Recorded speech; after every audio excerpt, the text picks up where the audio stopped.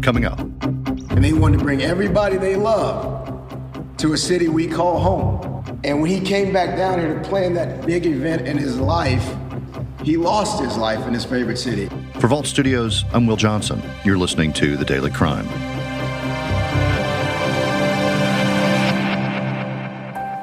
I really just lay awake all the time wondering about the last hour of his life. Like, was he scared?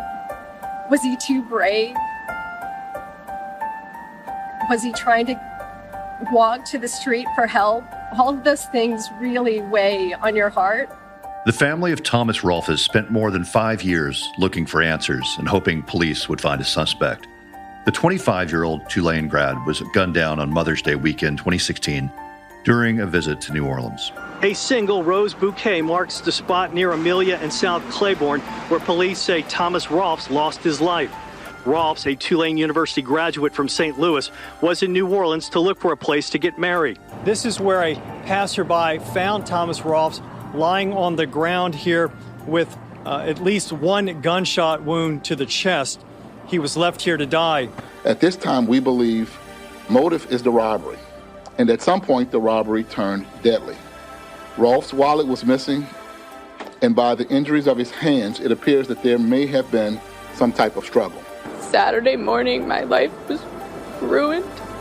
He's such an amazing man, and everyone who's met him just for a minute has been touched, and I want to find out who did this, who ruined my life. According to NOPD, 25-year-old Thomas Rolfes was found shot to death at Amelia Street and South Claiborne Avenue early Saturday morning.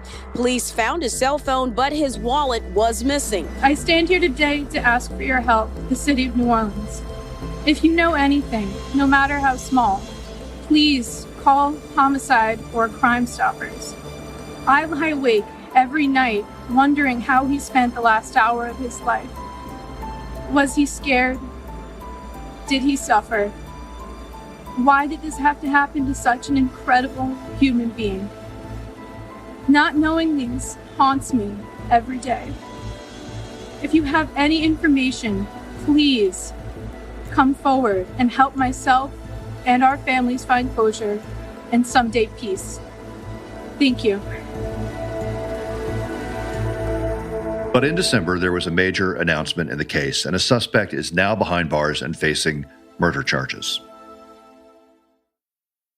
Here to talk about this case and the recent news of an arrest is Paul Murphy at WWL-TV in New Orleans. Paul, thanks for being here. Sure. This was such a huge story over 5 years ago, 5.5 years ago, when he was gunned down and found after a night of celebration with friends. Can you take us back to that night? It was Mother's Day weekend, right, in 2016? It was Mother's Day weekend, and you're right. This crime did really touch an emotional chord in New Orleans, because here you had a 25-year-old young man from St. Louis who had attended Tulane University previous and had such an affection, such a love for the city of New Orleans that he wanted to come back and get married here. So he had come back to visit with some of his friends and basically plan his wedding out. And he ended up dying, being killed in the city that he loved so much. And it really touched that emotional chord where, people just were shaking their heads going, here's a guy who loves this city so much and ended up losing his life here. Tom Rolfes was my best friend, my true love. He was my whole world. 1 month ago today, I was at this gas station when I received the phone call that brought my world crashing down around me. I then had to call his family and have the most difficult conversation of my life. How do you tell a mother that her son is never coming home? He was an incredible man who touched the lives of every single person he met in his too short 25 years on this earth. He was always there to brighten my day and make me smile. I used to look at him and think of how lucky I was to have known him and to have had him as my own. He loved this city, truly loved this city. This is the place where we met, where we fell in love. He was looking forward to coming back to plan our wedding for next fall. We had our future all planned out, the rest of our lives together. the future's never going to happen. Crime Stoppers is asking anyone in the area who may know anything to call police if they have any information that could help. We're really hoping that anybody who has surveillance footage, cameras outside of your house, outside of your business, anywhere in that vicinity might have caught the path of, walking from or driving from the Amaze bar to this particular location.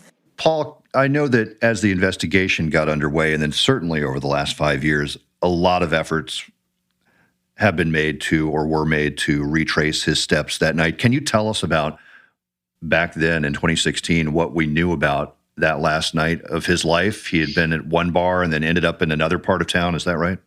Yeah, he was meeting with his friends and fraternity brothers from Tulane at a place in uptown New Orleans called Miss May's. And somehow during the evening, Thomas Rolfes left the bar and walked approximately 2 miles away and ended up at a convenience store on the other part of town, in a part of town called Central City, where he went into this convenience store at a gas station and purchased 2 bottles of water.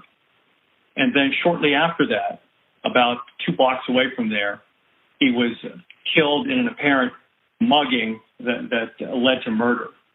And for more than 5 years, this case had gone cold.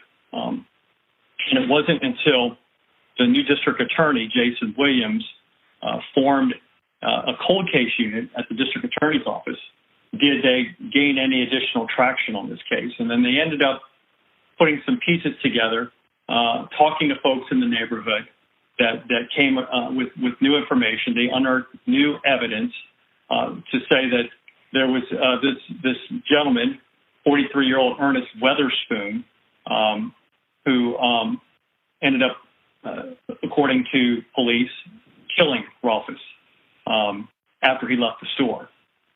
There's still a lot of unanswered questions, but at this point, they believe that it was Ernest Weatherspoon. So after 5.5 years, in talking to the family, a date that they never thought would come, they are finally getting some measure of closure here. Of course, Mr. Weatherspoon still has to go to trial. He has been formally charged by a grand jury indictment and will presumably face trial sometime in the new year. We really need community help. That's how we did this today. That's how this arrest was effected this morning. That's how this case was built to present to this grand jury.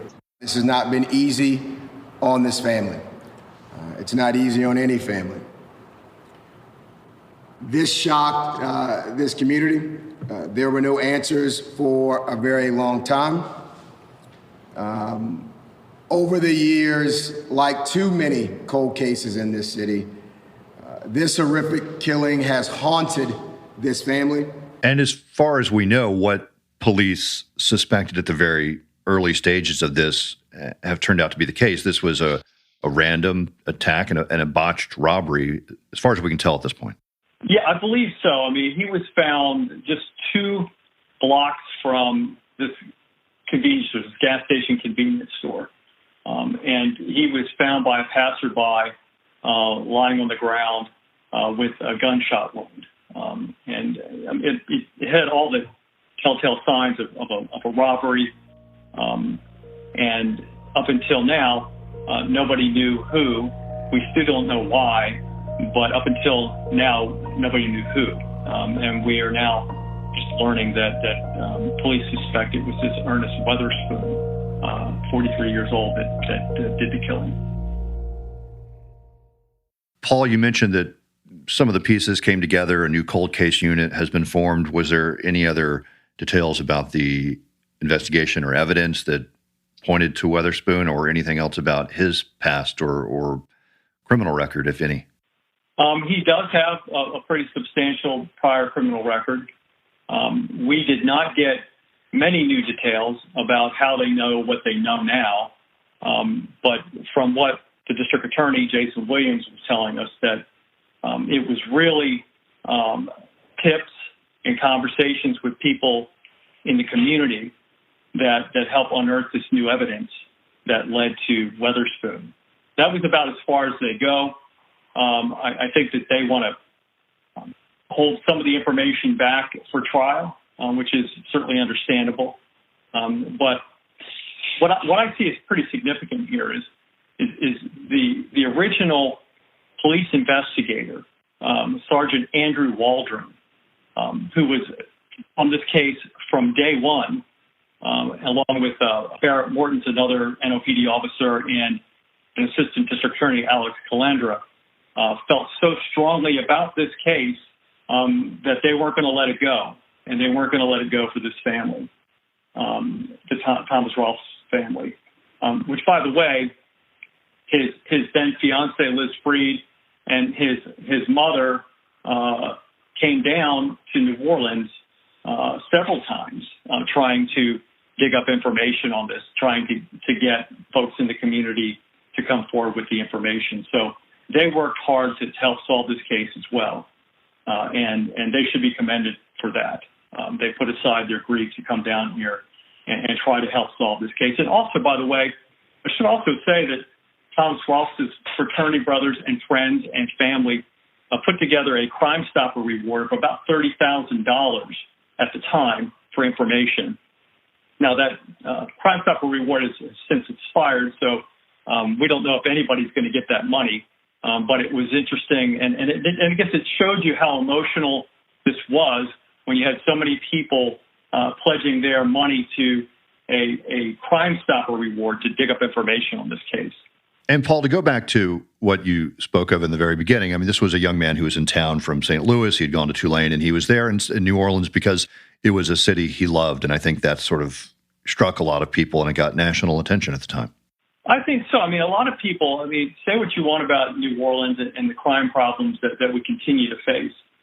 This is a city that is like no other in the United States. And I can say that as a transplant as well. I was born in Pennsylvania. I came down here to New Orleans to go to Loyola University. And there's just something special about this city, despite the faults that we have down here. And I could just, easily see how someone would fall in love with this city and want to share it and share this special moment of his life with his friends and family in the city that he loved. And unfortunately, he ended up losing his life here. And Paul, did you get a chance to talk to his family or his then fiance following the news of this arrest? I did talk to his then fiance, Liz Freed, after the indictment was announced. And she admitted to me that she didn't think this day would ever come. She was happy it did, but she didn't think this day would ever come. It's been a roller coaster of emotions. We're happy that we're finally seeing some justice, but as the DA said this morning, it will never bring him back. But I'm just happy that after all this time, we're finally getting some answers. It's been a long road to get to this point. You're never going to bring Thomas Rolfes back, but you can get some amount of closure if you find out the who and the why. And I think that's what they're grateful for, the family and the then fiance Liz Freed. Paul Murphy at WWL-TV in New Orleans. I appreciate your time, and thanks for talking to us about this case. Sure. You've been listening to The Daily Crime, a podcast from Vault Studios. Be sure to check out our other podcasts, including Bardstown, The Officer's Wife, and our weekly show, True Crime Chronicles. For Vault Studios, I'm Will Johnson.